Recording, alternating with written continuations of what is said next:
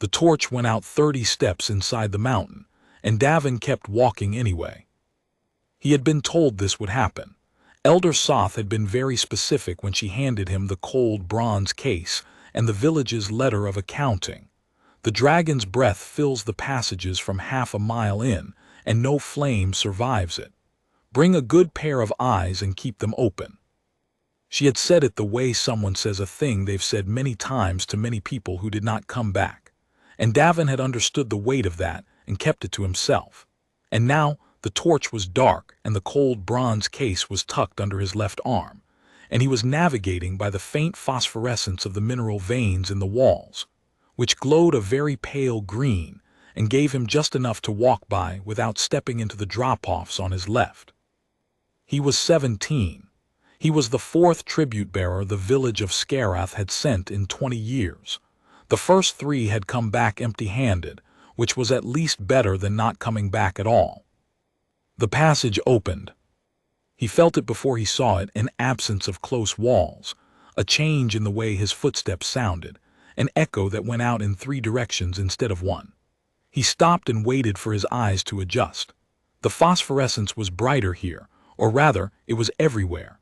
The ceiling 40 feet above him, the walls curving out on both sides, the floor ahead sloping down into a space that seemed to have no far wall that he could find. And then the reflection hit him. Gold. Not one piece, thousands. Tens of thousands. A fortune in plate and coin and poured ingots and worked jewelry, in cups and mirrors and instruments he couldn't name, all of it scattered and stacked and drifted across the floor of the cavern below him like the world's most reckless river delta. The phosphorescent light caught the surfaces and multiplied, and sent it all back as a warm, dim glow that was nearly enough to read by. Davan stood at the top of the slope and took it in. He was not the kind of boy who had spent much time imagining dragon hoards, but he suspected, looking at this one, that it was larger than most people imagined.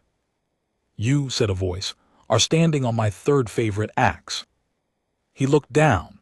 The axe head was just visible beneath his right boot, old iron, double-headed, crusted with something that might be decorative inlay or might be old blood. He was choosing not to investigate. He stepped off it carefully. "I apologize," he said. He had also been coached on this. Never say sorry, never plead, never cringe. The dragon reads submission as invitation to escalate. Say what you mean and mean it. "Most of them run," the voice said. It came from below him and to the left, from somewhere in the middle of the Hoard, and it was the kind of voice that had not been used in some time, not rusty exactly, but the way a large instrument sounds when it's first drawn from a case, resonant and full and slightly surprised to be in use. "The axe is at the top of the slope. They step on it in the dark, hear it scrape, assume I'm already at their backs." "And are you?" Davan asked. A pause, then, "No." He started down the slope. The coins shifted under his boots like gravel on a beach. He went carefully, watching his footing, keeping the bronze case under his arm. "You also walked in without a light," the voice said. "The others always carry torches. They burn for a while and then they go out and then there's crying. What are you?" "A tribute-bearer," Davan said, "from Skerath. Skerath sent me tribute once before. A chest of copper goods and a boy who cried so much I had to move him to a dry chamber. I kept the copper goods. I sent the boy home." "I've read the accounting," Davan said. He had reached the floor of the Hoard and stopped.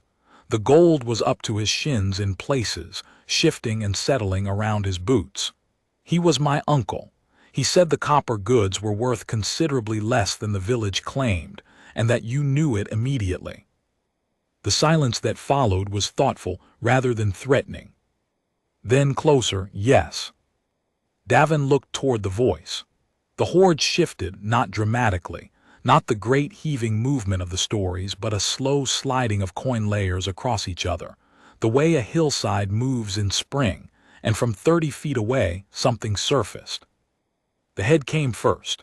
It was enormous in the way that only things whose true size takes a moment to process are enormous. The mind keeps insisting that what it's seeing must be a partial view of something, that the rest must be behind a wall or under the floor, because the alternative is that this animal's skull was the size of a barn door, and that simply couldn't be right. But it was right. The scales along the jaw were deep amber, the color of old resin, going darker toward the eye ridges, which were heavy and ridged like the lip of an old forge. The eyes themselves were gold, not decorative gold, not reflected gold, but the specific gold of something that has spent so long surrounded by its own hoard that the color had migrated inward. Davan stood very still and waited. "You read the accounting," the dragon said. Its voice was different now that the head was visible. He could see the jaw moving, could watch the way the resonance was produced in the great chest behind it. "Skerath keeps records of its tribute failures." "Skerath keeps records of everything," Davan said. 14 volumes going back 200 years.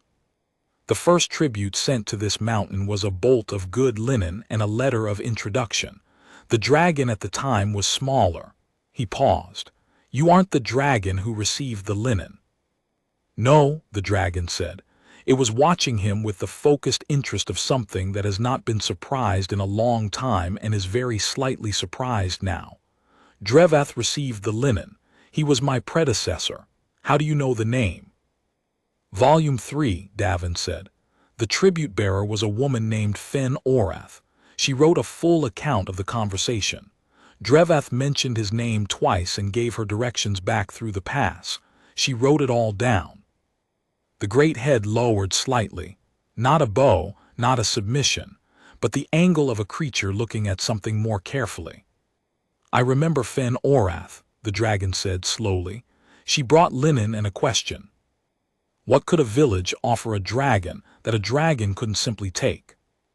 The eyes focused on him with a sharpness that pressed against the skin of his face like a hand. 14 volumes, the dragon said, "and they sent you." "I volunteered," Davan said. "Why?" "Because the 3 who went before came back with nothing, and the village has been paying into this accounting for 20 years without a resolution. We're not here to appease you. We're here to negotiate." Something moved in the deep chest of the dragon, not quite a laugh, not quite a growl, something between them. The great head tilted. The gold eyes moved across him the way water moves across a surface it's checking for weaknesses. "You have 14 volumes of records," the dragon said. "What does Skerath want in exchange for them?" "Before I answer," Davan said, "I have a question." The great head tilted further. The expression on a dragon's face was not a subtle thing when you were close enough to read it, and what he saw was not irritation.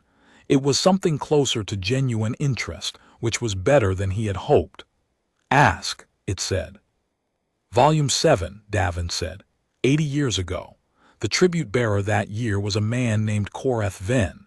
He came with a cartload of salt-preserved goods, worth considerably more than the copper goods my uncle brought, and he also came back empty-handed. But the account he wrote is only 3 paragraphs, the shortest in all 14 volumes. He doesn't say what happened. He writes only that the arrangement could not be reached." Davan looked up at the gold eyes. "What arrangement were you trying to reach?" The dragon was very still. The Hoard breathed around it, gold shifting against gold in slow, patient increments. "Koreth Ven," the dragon said finally, "wanted passage without oversight. He wanted his mark on the wagons to mean immunity, no inspection, no arbitration. A pause that had a texture to it, a pause that remembered. He thought he was negotiating a blind eye. I was not interested in selling one." Davan nodded slowly. That piece had been missing for 80 years.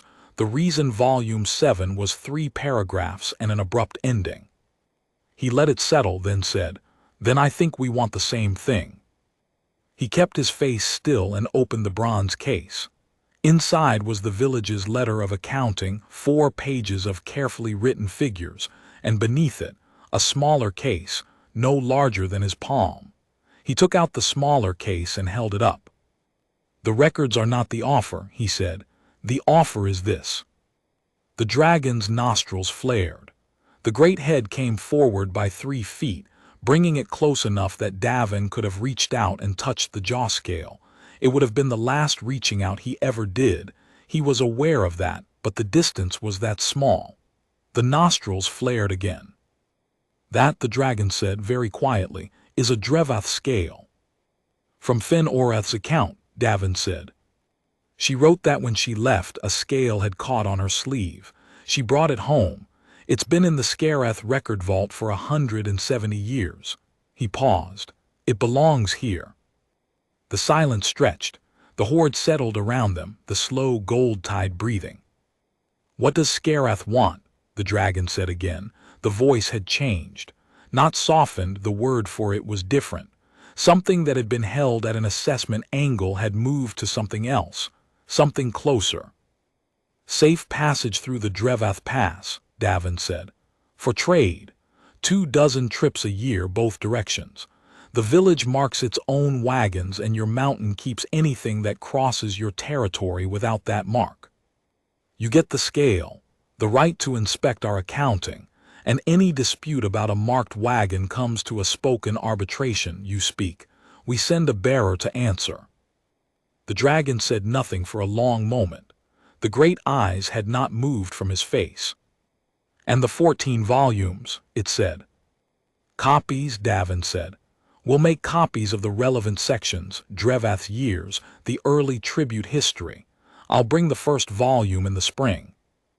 You, the dragon said, with a weight that took him a moment to unpack.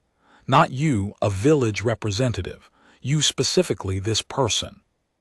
If you want me, Davan said. He had not planned to say that. He said it anyway, because it was true, and because the Volume 3 lesson had stuck. Fin Orath had asked a real question and gotten a real answer, and the exchange had lasted 170 years. The dragon's head drew back to its full height. The eyes looked down at him from that extraordinary distance with an expression he could not fully read. Or rather, he could read one part of it, the part that looked like the reassessment of something that had been incorrectly categorized. Leave the scale, the dragon said, and the case. Davan set the small case on a flat-topped ingot nearby. He left the bronze case beside it.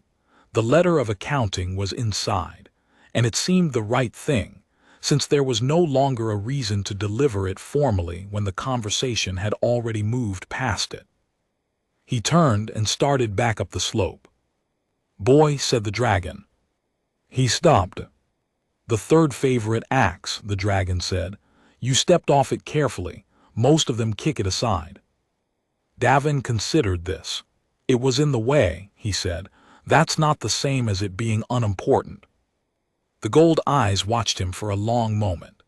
Then the head lowered back toward the Hoard, and the coins settled in slow waves around it, and the great breathing resumed, deep and deliberate and old, and Davan climbed the rest of the slope and found the passage and walked back through the dark. The phosphorescent walls gave him enough light. More than enough, he thought, more than he'd had going in, though nothing had changed about the walls themselves. Outside, Elder Soth was waiting at the tree line with 7 others who had not allowed themselves to actually pace, but were standing in a pattern that suggested considerable recent pacing. She looked at Davan's empty hands. She looked at his face. The bronze case, she said. I left it, he said. Her expression shifted through 3 things in quick succession. She arrived at the 4th thing, which was the one that asked the question she was almost afraid to ask. And safe passage, Davan said. 24 trips both directions. He inspects our accounting and arbitrates any disputed crossing. He paused. I'm going back in the spring with the first volume of copies. Soth was quiet for a moment. The 7 others had gathered close enough to hear and were now very still. He agreed, she said. Not a question, she was testing the sentence in her mouth to see if it held. He agreed, Davan said. He was tired in a way that reached all the way down. His legs were still steady. He had made sure of that inside the mountain, had saved the shaking for out here where it didn't matter. His hands were trembling slightly now, which seemed reasonable. There's going to be paperwork. Soth looked at him for another moment. Then she put both hands on his shoulders and gave him the particular firm grip that meant something she was not going to say out loud, which was good, because he wouldn't have known what to do with it if she had. "Come on," she said, "there's always paperwork." She turned him toward the village, and they walked,